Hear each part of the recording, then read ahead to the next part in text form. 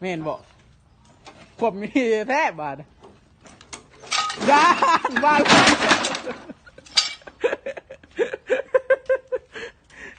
ก็รอเล่นบบีดขวบมีนี่ตัวเท่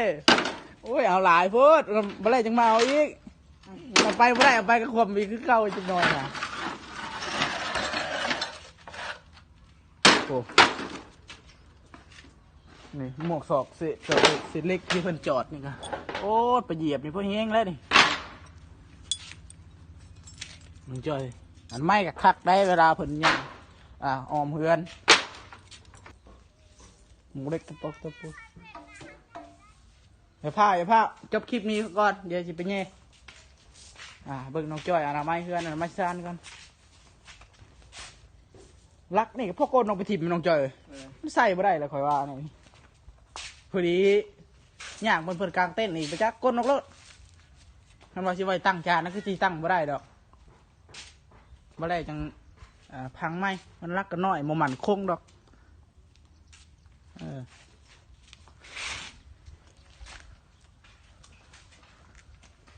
แห้งๆเอื้อเลย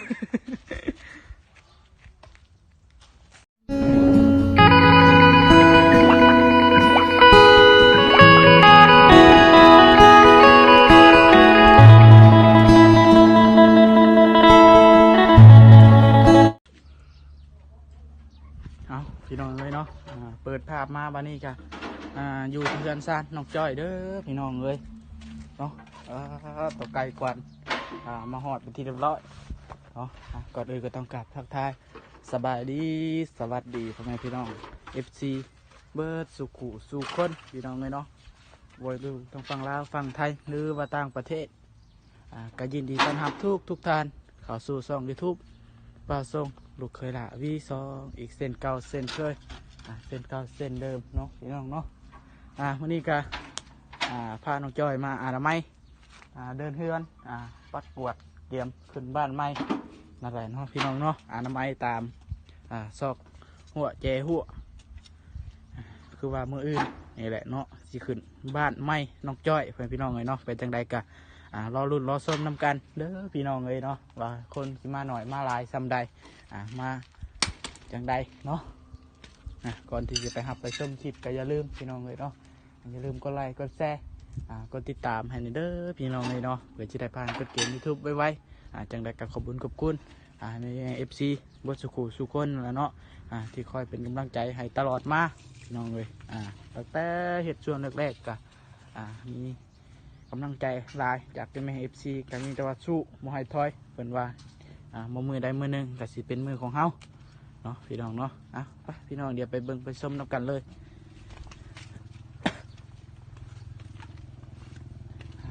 ไปบ่เต็มคาราเบลเลย ถอยหมูเราสุกไปทางหน้าตัวเราสุกแน่เน่โอ้เอาตีนเด้อนี่เล็กตะปูนี่กับเวลาเพิ่นย่างไปเหยียบโอ้ยเอาอีกแล้วเวลาพระอาจารย์เพิ่นย่างไปของเสือกล่มโมเป็นเอื้อนไปเด้ออะไรค่อยเฮ็ดดอกฮักไปจักเลยฮะเมนบอกขวบมีแทบบาดด้านบ้าน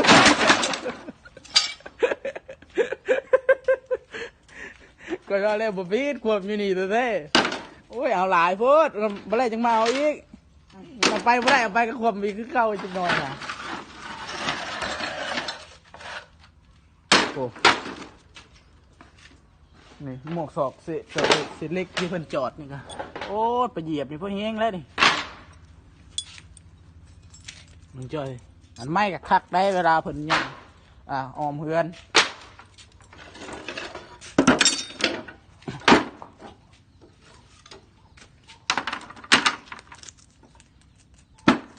นกไผ่เขาตายไปเลยฮะนกไผ่ตายไปเลยสร้างว่าก็ได้สบายดีแล้วน้องจอยเด้อโดยสบายดีตายเป็นคู่ดอกเลยตาย3 ดอกตาย3 ดอกเลยมันตายบ่รู้ว่ามันรุดบ่ได้แปลงบ่ได้เสียนมึงบ่ ตาย เออเฮ็ดบาจะได้ซื้อดอกไม้มาใส่ไม้ให้จักแหละตายมือใดฮะ คืนนี้ยังไต่อยู่ เมื่อคืนนี้ตายอยู่ หน่อย ขาดยังขาดดองเศร้านี่ไปจักเลยเฮ็ดลอกอะโอ้ย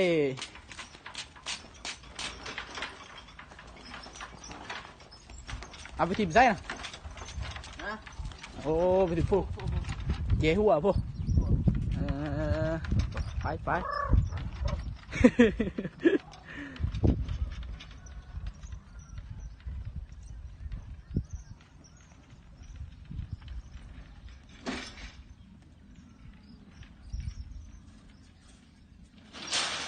ว้า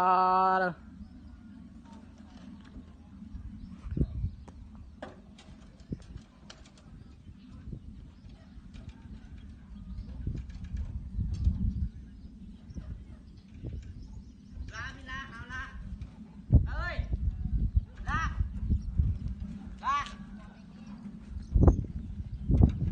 มันมีแห้งนะบ่คือวางเมื่อวานนี่คือวางใส่น้ำเกลือ ฮะ แล้วใครนี่ว่าเมื่อวานนี่คือวางใส่น้ำเกลืออยู่ จะเกลือบอก ห้องรับอนามัยซอยบ่ ของเรามา นี่ปัดลงเบิดได้แถวนี้กับน้องเจยอนามัยเบิดรถ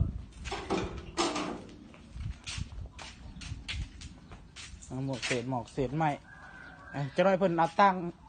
เอาเต้นมากลางแล้วจิหน่อยครับ โดย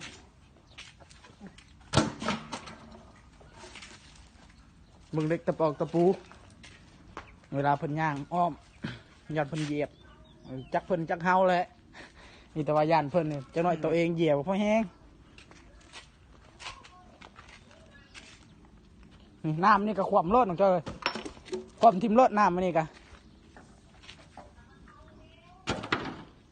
จัดใหญ่เป็นระเบียบ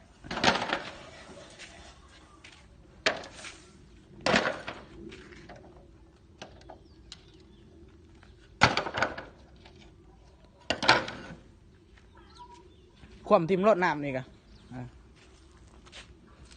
เอาชิปลาไว้มานี่บุคักความได้บ่ฮะ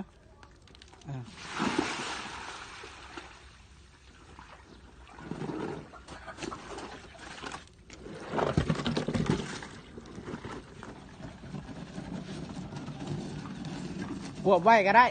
กวบรถ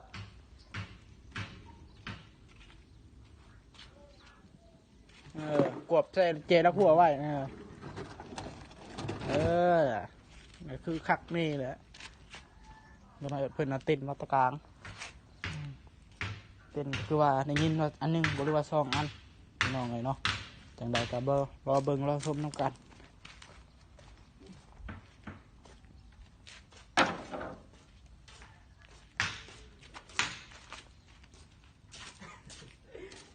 เป็นจังได้อาการภูเขาสโลมเมื่อวานนี่ เลยเป็นจังได้แค่แน่หรอบ่ลุง ผมสแกนแต่พี่อาจจะบ่ได้ ยังเมื่อยอยู่เนาะ ยังบ่ค่อยเก่งแฮง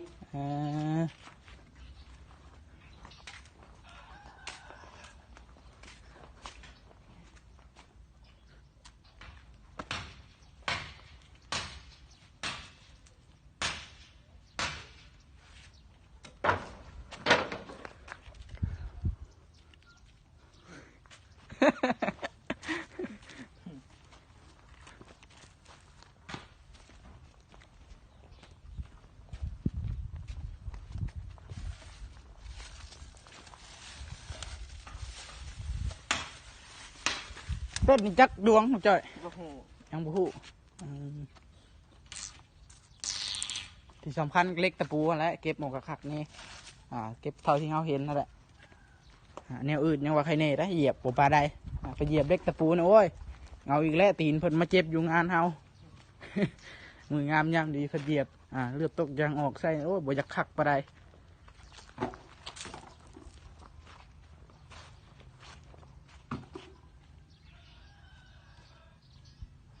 บ้านนี้ก็สะอาดงามตาขึ้นไปแล้วอีกขั้นตอนนึงพี่น้องเลยเนาะ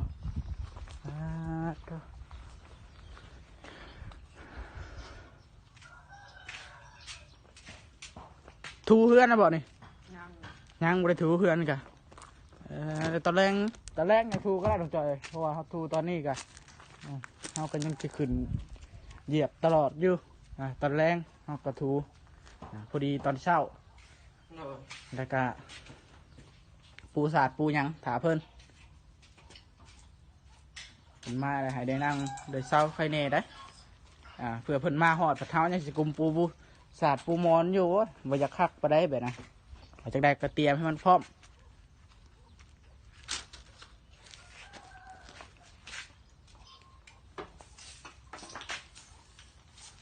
แดกกระเทียมให้มันพร้อม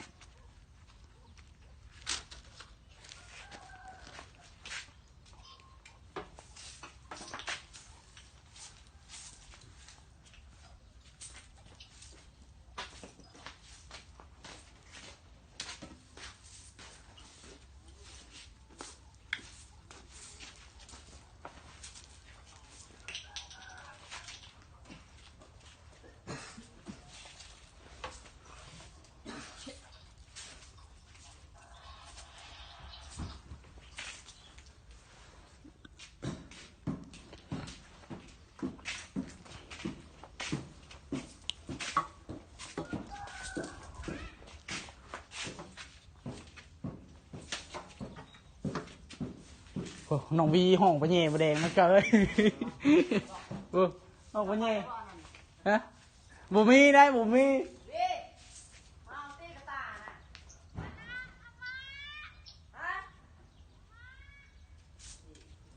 กระตาแต่ก็ไม่เย่ผมได้สวิง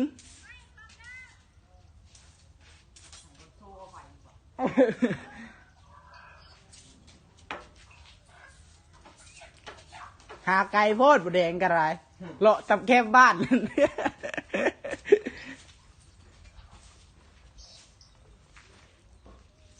หมูเล็กตะปอกตะปูอย่าพาจบคลิปนี้ก่อนเดี๋ยวจะไปเง่เบิ่งน้องจ้อยอนามัยเพื่อนอนามัยซานก่อนรักนี่พวกโกนน้องไปถิ่มน้องจ้อยมันใส่บ่ได้เลยคอยว่านี่พอดีย่างบนเพื่อนกลางเต้นนี่ไปจักก้นนกรถทำไมชิไว้ตั้งจานนั่นคือที่ตั้งบ่ได้ดอกบ่ได้จังพังไหมมันรักกันน้อยโมมันคงดอก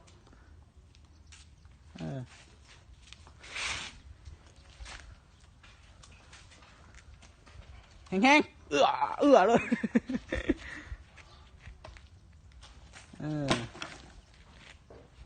ปุ๊บเอาไปไว้น้ำมูกมันก็ได้หรือว่าออกทิมนอกเลยก็ได้ขันเอาไปได้นักประโทไปจักแหละ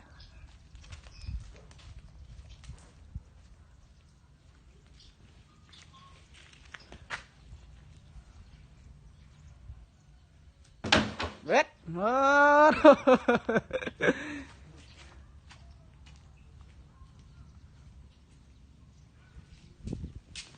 เอาน้ำมาสีดล่างก็ได้เป็นจอยแถวนี่สีดล่างเอาน้ำสีดล่างเนาะดูว่าแถวมุกซอกพื้นตอกพื้นโต๊ะอีกเนาะพี่น้องเนาะเด็กคนมาพื้นยังปกติเนาะพี่น้องเลยให้ตาให้น้องเพิ่นสีดล่างทั้งนี้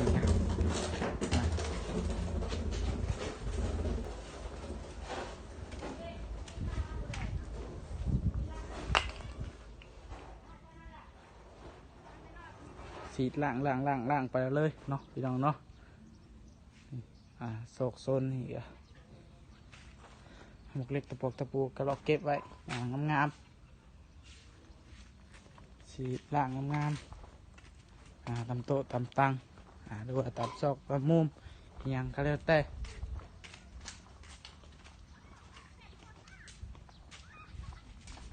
เนาะพี่น้องเนาะสำหรับคลิปนี้ก็สิประมาณนี้เด้อพี่น้องเลยเดี๋ยวไปพบพ่อกันคลิปต่อไปพี่น้องเลยเนาะสำหรับคลิปนี้ถ้าว่าผิดพลาดประการใดก็ต้องขอโทษขออภัยนำพ่อแม่พี่น้อง FC บัดสุขุสู่ก้นพี่น้องเลยเนาะสำหรับคลิปนี้บ่าวส่งก็ขอกล่าวคำว่าสบายดีเดี๋ยวไปบอกน้องเพิ่นเฮ็ดงานเฮ็ดนี่ก่อนพี่น้องเลยเนาะเดี๋ยวเขาต้องหาก็สิไปเฮ็ดเวียกทำเฮือนลงถ้วยทองต่อพุ่นแหละเนาะ